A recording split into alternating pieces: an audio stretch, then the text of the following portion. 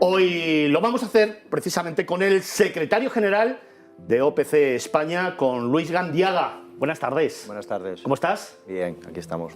Hoy vamos a hablar del segmento MAIS, vamos a hablar de esa recuperación del sector turístico en otro de los subsectores fundamentales para el turismo, para este motor de la economía, pero sobre todo uno de los grandes sectores rentables del sector turístico para destinos, para empresas, para hoteles, para todos los subsectores del sector turístico. Pues solamente hablar de ello ya es una celebración, porque habitualmente no se hace en ningún medio de comunicación y por lo tanto, para empezar os doy la enhorabuena de tener en cuenta el hermano pequeño del turismo, ¿no? Como nosotros nos queremos llamar, y luego hablaremos de cifras y de lo que aporta este sector al mundo del turismo y a España en general. Venga, pues a ver si entre todos lo hacemos hermano grande o al menos hermano mayor, ¿no? ¿Te parece? Hermano mayor. Hoy le vamos a dar voz precisamente al secretario general, como digo, de OPC España para hablar de todo esto, pero dejadme que también en este momento presente a nuestros tertulianos, a los que hoy me van a acompañar aquí en Miradas Viajeras en Movistar Plus, en Miradas Viajeras Magazine. Felipe Alonso, ¿cómo estás? Buenas tardes. Buenas tardes, bien, bien. Me sumo a tu homenaje a nuestros queridos compañeros que lo están pasando mal, pero que están cumpliendo como tienen que cumplir, que es informarnos de lo que realmente está pasando, ¿no? Hay que tener un recuerdo a Ucrania. Y respecto a lo que acabas de comentar del hermano pequeño, yo creo que no es hermano pequeño. Yo creo que es un hermano que se está posicionando muy bien. Lo que pasa es que es un hermano que ha sufrido con la pandemia bastante más que otros hermanos de Ha sufrido turismo. Muchísimo, sí señor. Así que ha sido uno de los grandes yo creo que ha damnificados. sido, sí, porque además hay también, por ejemplo, hay una cosa que está afectada con ello, que es el servicio discrecional de autobuses también, que quieras que no, le ha afectado mucho. Con lo cual yo creo que de hermano pequeño, poco. Y hoteles y palacios de Claro, congresos y todo servicios el de restauración conjunto. y de catering y guías turísticos, es decir, todos los subsectores que conforman precisamente el subsector MAIS. Fíjate si tenemos cosas que hablar y temas que abordar, que quiero hablar luego con Luis. Pero dejadme que también presente a Jesús Menéndez. Buenas tardes, ¿cómo estás? Buenas tardes, Fernando. Bueno, pues aquí viendo la evolución de esta guerra que está afectando, sobre todo en las ocupaciones de los hoteles, en los viajes, en las cancelaciones. Ha caído en las últimas 3 semanas casi un 30% las reservas y un poco pues con esa preocupación que a ver si bueno, vuelven los nuevos tiempos. Mira, fíjate, me pones a veces, voy a ir contra ti, hombre. Siempre sabéis que aquí nos gusta construir, que nos gusta ser positivos y además que es verdad que cada vez que hablamos en Miradas Viajeras, como dicen algunos compañeros, sube el pan, es decir, que cada vez que hacemos una previsión se produce. Con lo cual, sí, es verdad que han caído algunas reservas por este conflicto, pero también es verdad que este año va a seguir siendo el año de la recuperación y el año en el que el turismo en España va a seguir creciendo, porque el turismo en España va a seguir reforzándose y, por lo tanto, es verdad que también la tendencia del sector turístico va a ir mucho a la última hora, ¿no? Pero vamos a tener muy buenas perspectivas. Sí, hay muy buenas noticias. Ha abierto esta semana todo lo que es ese veto que tenían de viajar los ingleses, que es uno de los principales mercados a nivel español, y ya pueden viajar libremente a España, con lo cual va a haber una gran recuperación, sobre todo en destinos de playa.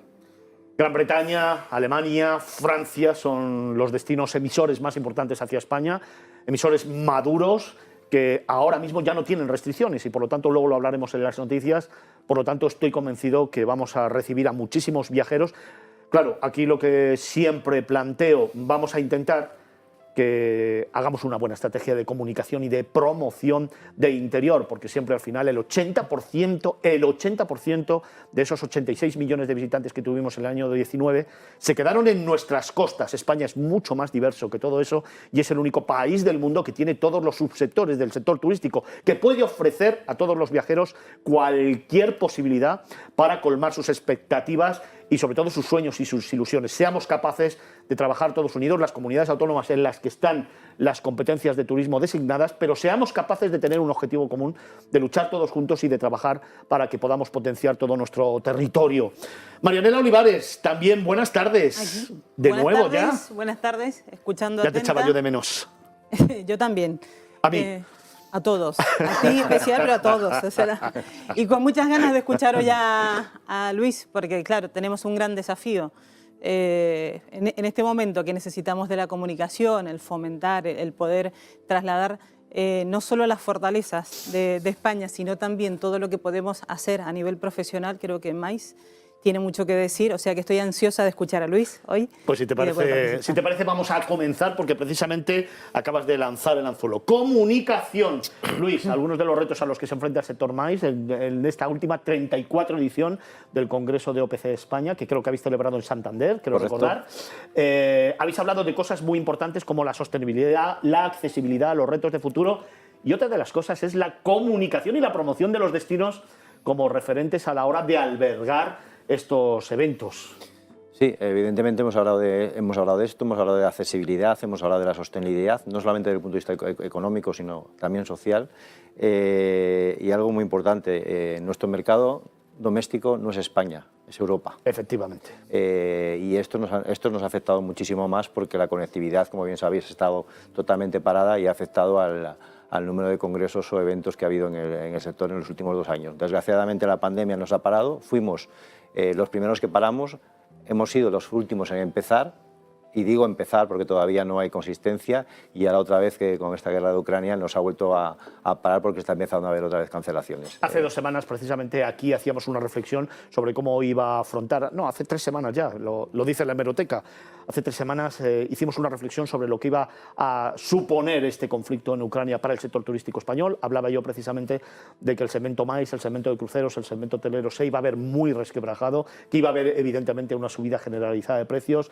El viernes pasado hablaba del incremento de los billetes aéreos. Claro, todo eso redunda directamente en el comportamiento de todos aquellos que tienen que contratar y organizar un evento, sea donde sea. Y efectivamente Europa es nuestro mercado principal, para España digo, y esto nos va a afectar directamente si no somos capaces de generar nuevas oportunidades, de reinventarnos y obviamente de utilizar la digitalización, que es otro de los grandes retos del sector, ¿no? Hombre, evidentemente, durante los 2 años de pandemia lo que ha hecho es avanzar el sector en 5 años. Todo aquello que durante mucho tiempo decíamos que teníamos que transformarnos digitalmente iba poquito a poco, y los 2 años de pandemia avanzamos casi 10 años en lo que hubiéramos tardado en hacerlo. Pero un evento es presencial. Y nosotros defendemos la presencialidad. Sin un evento, el evento no solamente es una transferencia de conocimiento, el lanzamiento de un producto o el lanzamiento de una marca, sino también es networking. Y nada como esto es mucho mejor que tener ahora mismo a 5 personas viéndonos en una pantalla. Esto no se puede cambiar. Evidentemente hay cosas de la digitalización que se van a quedar, que le van a aportar valor al sector, pero que serán un complemento de lo que es el evento en sí mismo. Siempre defenderemos la presencialidad. Yo siempre he defendido también precisamente esto, lo hablaba con David Gossin, el director de comercial y marketing de Marriott, Madrid Marriott Auditorium, y precisamente él también está en esa línea de la presencialidad. Yo pienso que la humanización, las relaciones, el vernos las caras, el podernos tocar, el poder hablar, que es muy propio nuestro también, fortalece además el segmento maíz y fortalece las relaciones interprofesionales, ¿no? Pero sin embargo ahora estamos en una situación en la que se defienden los eventos híbridos, ¿no? Lo presencial y lo digital. ¿Cómo lo veis vosotros? Bien, se defienden, pero como estoy diciendo, para mí lo digital no deja de ser una complementariedad para poder llegar a destinos que de otra forma probablemente tampoco llegabas antes. Está claro que tú durante 2 días y medio no puedes mantener a una persona en pantalla. O generas unos buenos contenidos, o si no, quien está durante 2 días y medio viendo una pantalla un congreso en el que no hay bidireccionalidad. Eso nos está obligando a cambiar los contenidos, en el que decimos que el contenido antes era el rey y ahora el contenido es lo audiovisual. Y si no somos capaces de transformar esa parte del contenido a lo audiovisual, difícilmente vamos a poder captar a esa gente que está en la parte digital. Seguiremos emitiendo principalmente la parte presencial. Lo que pasa es que hay muchas corrientes que dicen también que evidentemente la digitalización ahorra costes. Esto va en contra evidentemente de vosotros, pero sin embargo va muy a favor de los costes de empresa. ¿Cómo lo ves tú? No, estoy totalmente desacuerdo en esto. La digitalización no es hacer un Zoom o hacer un Teams, que es lo que empezó en pandemia. En pandemia todo el mundo pensaba, y los clientes decían, bueno, lo hago a través de Zoom, lo hago a través de Teams y me estoy ahorrando. Si nos damos cuenta y hacemos ahora mismo un desglose de los servicios que se necesitan para hacer un evento, del tipo que sea, un lanzamiento de un producto, me da lo mismo que sea un congreso, me da lo mismo que sea una convención, que sea un incentivo, la mayoría de los costes siguen siendo los mismos. Y si queremos ser creativos, algunos de los que presencialmente se hacen y virtualmente no se hacen, como pueda ser el catering o pueda ser la localización, también pueden existir, porque tenemos que ser, como tú bien decías antes, creativos. Si yo quiero de alguna forma sorprender, igual yo tengo que enviar un catering a tu casa. Si yo quiero sorprender, el plató de televisión desde el que hago el evento tiene que ser un plató de televisión como este y no un croma. mal hecho. Con lo cual, eso de digitalización es igual a menor coste, no es cierto. Luis, entonces, ¿hasta dónde va a llegar la digitalización en el segmento maíz a día de hoy?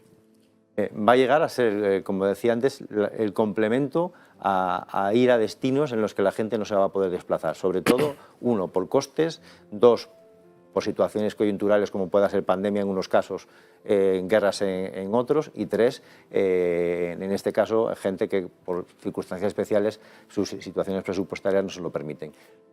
Hemos hablado también de la accesibilidad y hemos hablado también de la sostenibilidad. De hecho, ha sido el primer término al que te has referido y me hace especial ilusión en que habléis de sostenibilidad social, porque todo el mundo tiene la sostenibilidad como el respeto al medio ambiente, y la sostenibilidad social significa el incrementar, evidentemente, y en potenciar territorios que tienen oportunidades de negocio, tienen oportunidades de crecimiento y no se está haciendo. Dentro de esa sostenibilidad social, evidentemente, entra también el apostar por territorios, que lo habéis hablado en el Congreso, en este 34 Congreso que habéis celebrado en Santander, y que empieza a ser muy importante para diversificar también el segmento maíz y potenciar otras oportunidades de negocio.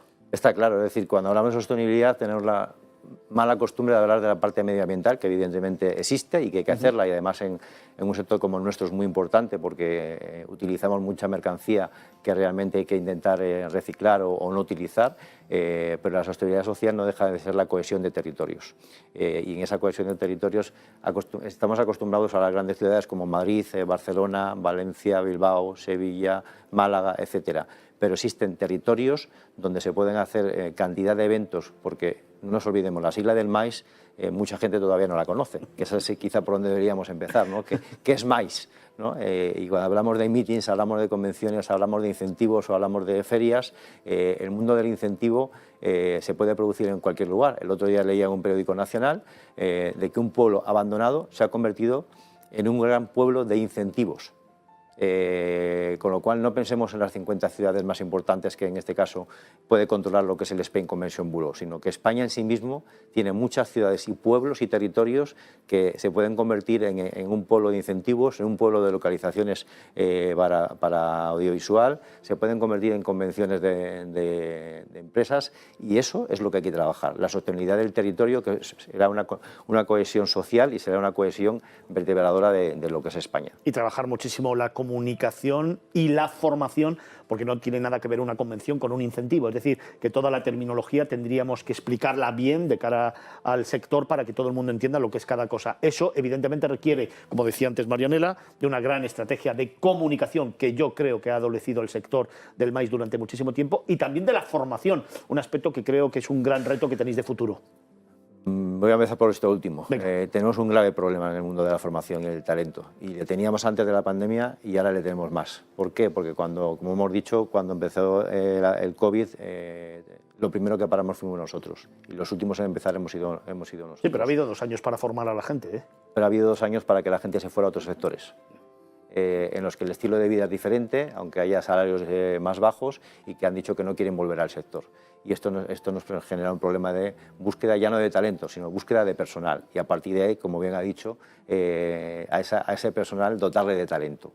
Y eso no es que hemos perdido 2 años, llevamos perdiendo muchos años porque no existe una formación reglada sobre esto. ¿Y qué se puede hacer? En escuelas privadas existen tal, pero lo que no hay una concienciación desde la administración pública en que esto es una profesión. Y no puede ser que haya grados de turismo a nivel nacional que no exista prácticamente más de 5, 6 u 8 horas de lo que es el turismo maíz, con lo cual salen de las carreras con un 50% de sus salidas profesionales sin ni siquiera conocer que existe el sector.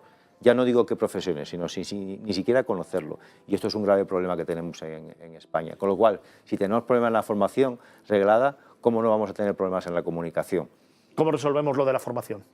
La formación hay dos temas. Uno, la administración pública se tiene que poner las pilas en este aspecto, y para eso tiene que existir un reconocimiento del sector. Si no es capaz de medir el impacto económico que este sector genera, que estamos hablando de entre 12 13 mil millones de euros. 12, 13 mil millones de euros al año. Al año, que supone un 12 o un 13% del PIB del turismo nacional, además con un valor añadido completamente diferente al del turismo nacional, porque estamos hablando de que la compra media de una persona que asiste a una convención puede estar en torno a 280 euros, 300 euros día persona, con lo cual su poder adquisitivo es medio alto y además tiene unos beneficios indirectos e inducidos muchísimo mayores que el turismo vacacional, porque está medido que el 70% de las personas que van a un destino para hacer un congreso, en el plazo de 3 o 4 años vuelven a ese destino. Con lo cual no solamente estamos hablando del ingreso directo, sino de una promoción en sí mismo. Y eso tiene un valor intangible que tampoco está medido.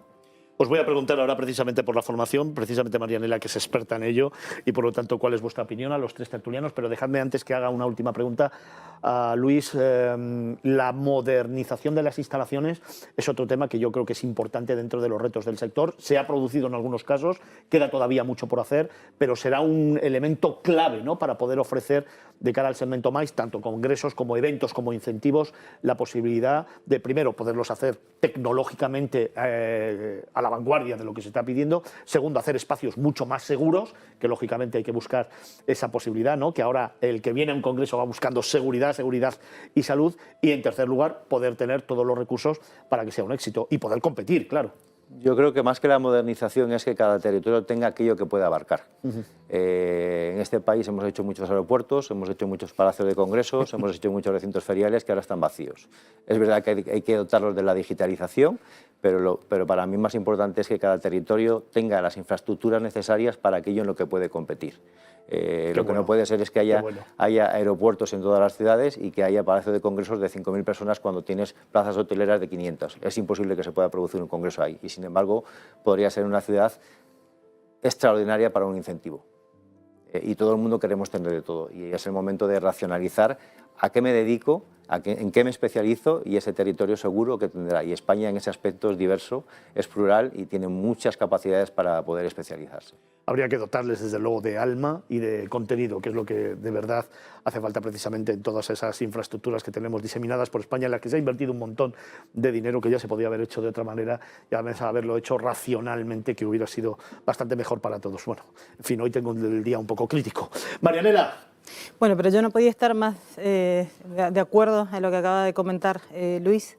Es verdad que en realidad absolutamente dentro de todo el sector en general hay que dar un enfoque a nivel formación y a nivel contenidos. En este sentido hablaba la semana pasada con la directora del Servicio Público de Empleo y ellos en este momento también tienen ya la visión de salir a buscar. Está claro que las empresas, las asociaciones, las fundaciones vamos a tener que empezar a presentar y creo que en este sentido vuestro subsector puede llegar a ser un punto clave para que podamos acercar justamente lo que necesitamos muchas veces, nuevas profesiones y nuevos enfoques.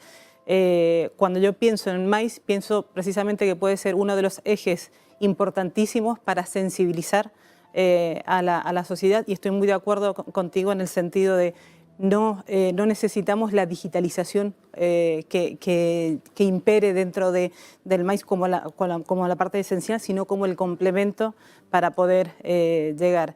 A nivel formación se han planteado y están trabajando con universidades y demás para poder implementar y acrecentar este contenido y para poder justamente, yo lo hacía la semana pasada llevándolo desde el punto de vista de recursos humanos en el sector, pero desde vuestro sitio y desde tu puesto, ¿han planteado justamente hacer nuevos contenidos para que los jóvenes empiecen a conocer?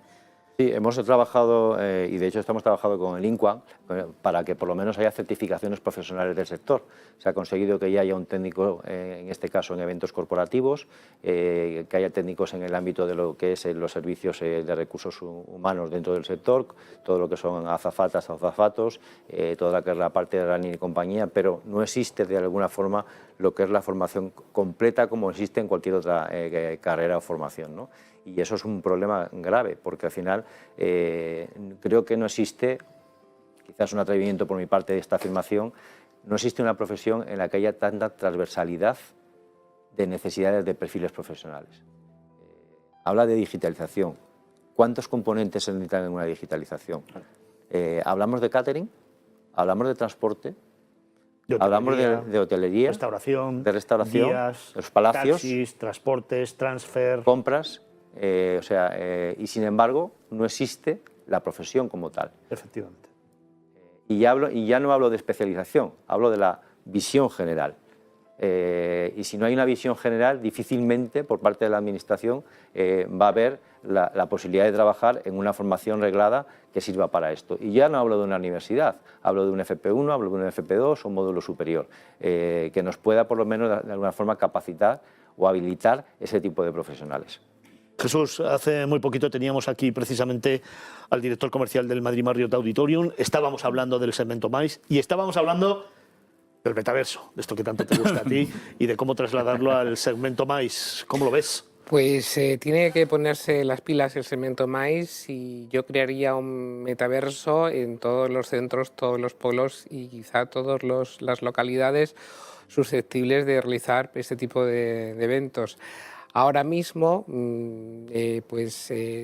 a haber un hub tecnológico por parte de Meta en España, donde más de 2.000 profesionales van a desarrollar el tema del metaverso. Y ahora es una oportunidad para todas las empresas de MICE, de organizaciones de profesionales, que todo el tema de incentivos, de congresos, de reuniones, es un valor donde esa digitalización puede ser un híbrido entre lo que es el presencial, que es necesario, que tienes que estar ahí, porque es lógico que haya tocarnos entre los humanos, eso es necesario, pero una parte tecnológica muy importante. Y luego a nivel de formación que comentabais, yo apostaría por una formación profesional especializada en este segmento, porque el volumen de producción y de dinero que se genera en este segmento es muy importante y la gente no lo ve a todos los niveles. Y como decía Luis, hay transversalidad en todos los sectores, tanto de alojamiento, restauración, de catering, de transporte, y no hay una formación reglada en ningún sentido que permita, y hay una oportunidad terrible en España para poder desarrollar esa parte de negocio. Fíjate, el otro día tuvimos aquí un ejemplo muy claro, voy terminando, en el que nos contaban David Gossein, el director de marketing del Madrid Marriott Auditorium, al respecto del tema metaverso.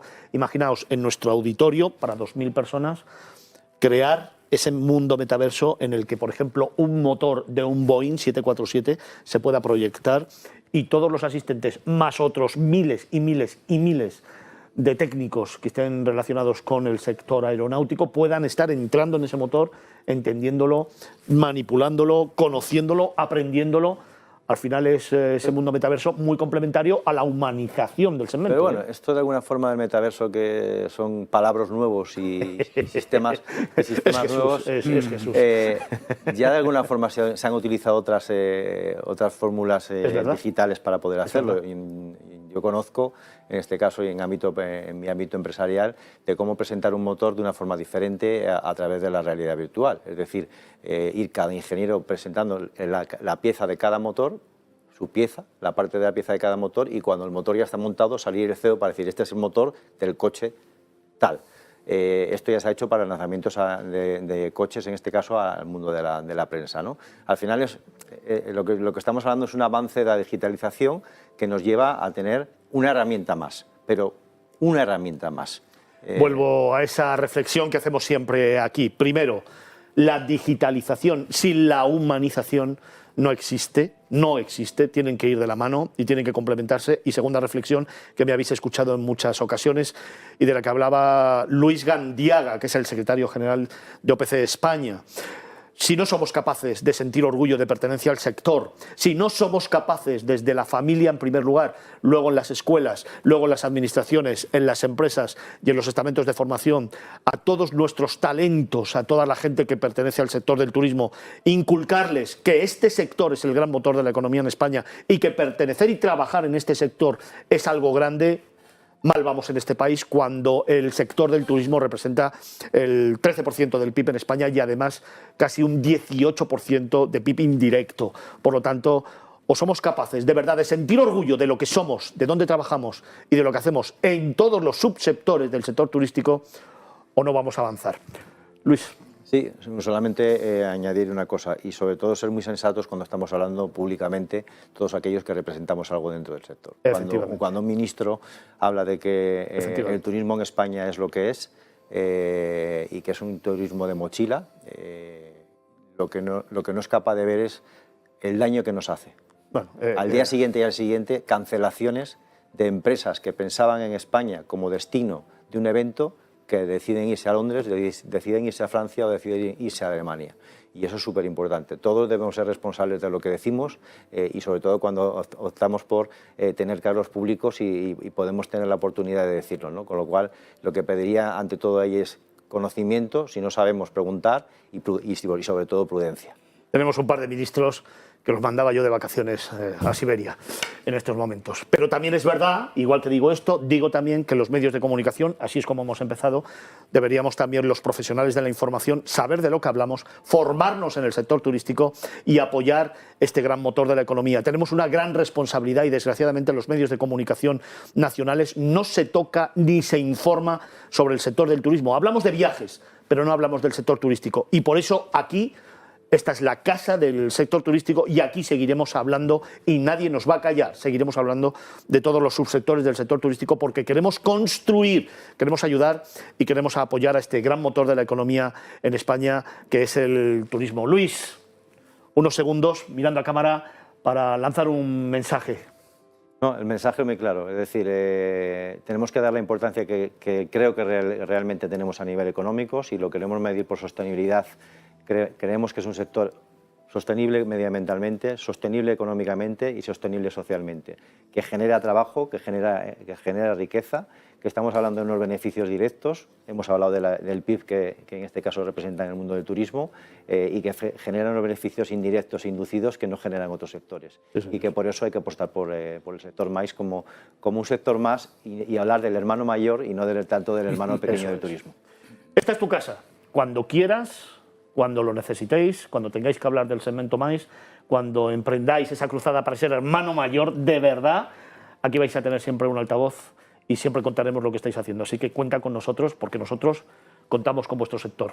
Luis Ganteaga, secretario general de OPC España y vicepresidente de Foro MAIS. Muchísimas gracias por haber estado con nosotros. Gracias a vosotros por contar y poder dar altavoz a lo que realmente somos. Un placer, te espero aquí otra vez, recógeme el guante. Correcto. Nosotros vamos a continuar, pero dejadme tan solo unos segundos para daros unos consejos y después regresamos. Tenemos que hablar de noticias y nos tenemos que ir de escapada y además imaginar, va a ser en los próximos minutos de esta primera hora de Miradas Viajeras Magazine, aquí en Negocios Televisión, en Movistar Plus.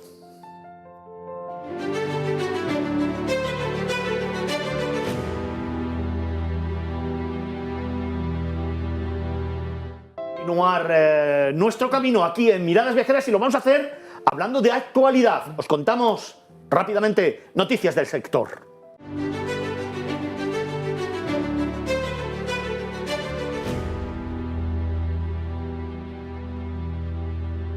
Y lo voy a hacer con nuestros tertulianos, con Felipe Alonso, con Jesús Menéndez y con Marianela Olivares, tres de los grandes líderes del sector turístico, tres de los número uno de este gran motor de la economía en España, que nos acompañan en este programa como tertulianos de esta casa. Chicos, el Consejo Europeo prorroga el pasaporte COVID hasta julio del 2023, nos cuenta Agentravel. A mí me parece perfecto, porque de hecho es una opción que tenemos que tener y tenemos que saber que para poder salir, el camino o la etapa no puede ser de un día para otro, olvidarnos de lo que hemos vivido, lo que hemos pasado. Entonces, el hacerlo de manera prudencial, a mi modo de ver, es lo correcto. ¿Estamos de acuerdo? Porque os he dejado sin palabras. Os he dejado sin palabras. No, lo veo perfecto. Lo que dice tiene toda la razón del mundo. Yo lo veo correcto, tiene que ser progresivo, tiene que ser lentamente y no puede ser de un día para otro, porque al final tendríamos que volver otra vez, si hubiera más incidencias, tendríamos que volver otra vez a los confinamientos extremos.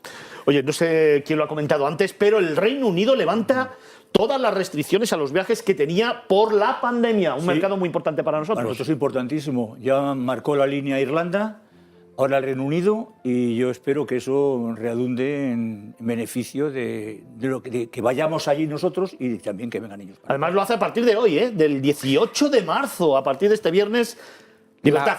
La programación de todos los vuelos a Palma, al aeropuerto de Málaga, Alicante, se ha triplicado esta semana a partir de hoy. O sea, ya no nos van a tener que engañar yendo a Gibraltar y de Gibraltar entrando, sí, sí. ¿no? Que era la estrategia que han utilizado, entrar por Gibraltar claro. O ir a través de Portugal, que así es como han entrado los británicos en este país. Sí, pero también veo que hay muchos extremos. Veníamos hablando de una salida progresiva y el Reino Unido ha venido y de un día para otro ha dicho que sí, es verdad que va en beneficio de nosotros, pero esperemos que se mantengan, porque todavía no hemos terminado. Oye, ¿recordáis aquellas imágenes de las playas de Reino Unido en pandemia? Que no venían aquí, tenían sus playitas allí. Claro, ¿cómo no van a venir? ¿Cómo no van a venir? Oye, vamos a seguir hablando de destinos que eximen de visado o de normativa. En este caso, hoy lo hacemos de Vietnam. Exime de visado a los viajeros de España y otros 12 países más, según nos cuenta Hostel Tour. Vietnam, que es un destino maravilloso. Había estado cerrado hasta ahora hacia los turistas internacionales y ya por fin ha vuelto a abrir la mano y podemos viajar allí tranquilamente sin ninguna necesidad de tener ningún visado. Van a estar exentos de visa durante 15 días desde la fecha de entrada. Pero voy a poner una coletilla. Venga. No nos olvidemos que todavía siguen teniendo una tasa alta de COVID. Entonces, habrá que unificar los criterios. Está muy bien. Y, por supuesto, todo lo que sea ya levantar restricciones está muy bien, todos tenemos ganas, tenemos que salir, pero no olvidemos que todavía tiene una tasa alta, o sea que habrá que ir con cuidado. Quizá hay un problema y es que todo el mundo, todos los países, todos los que viven del turismo quieren que con la Semana Santa y con el verano ya empezar a recibir gente, ¿no? Y tienes tu razón en lo que estás diciendo, que hay que ir despacito y controlando y vigilando. Oye, y la última, en primicia... ¿Sabéis dónde va a ser las dos próximas convenciones de Tour España? Sabéis que el año pasado la hizo en Sevilla, ya ha marcado que durante todos los años habrá convención anual para hablar de todos los temas que tienen que ver con promoción, con estrategia, con marketing, con comunicación. ¿Sabéis dónde van a ser? Barcelona y San Sebastián. Efectivamente, Barcelona y San Sebastián.